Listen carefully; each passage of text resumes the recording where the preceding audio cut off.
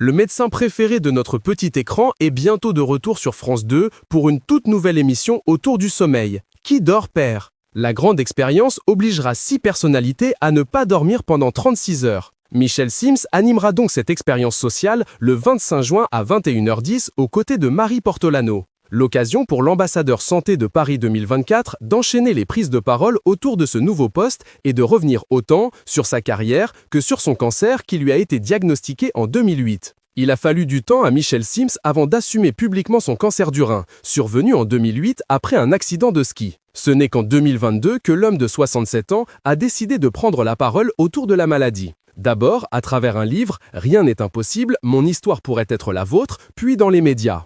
Pour Télé Loisirs, le médecin du PAF est revenu en ce début du mois de juin sur sa maladie. Quand j'annonçais un cancer à un de mes patients, j'avais une piqûre de rappel qui n'était pas très agréable à vivre. Maintenant, j'arrive à m'en détacher et à parler de la maladie sans penser à la mienne en permanence. Si Michel Sims a réussi à prendre du recul, son cancer laissera une trace indélébile en lui. Car quand on vous annonce un cancer, la peur de la mort et le traumatisme psychologique de ce moment restent gravés à vie dans votre cerveau. Il y a une cicatrice. Celui qui s'est également essayé au métier d'acteur dans la série L'Hadoc et le Veto sur France 3 ne cesse de prodiguer des conseils médicaux ou de rassurer sur certaines maladies. Concernant le cancer, il tient à souligner qu'il faut impérativement arrêter d'en avoir peur et de poursuivre. On a peur du diagnostic, on a peur de mourir, mais il y a 60% de guérison totale des cancers en France. Un Michel Sims aux aguets qui n'a décidément pas envie de prendre sa retraite.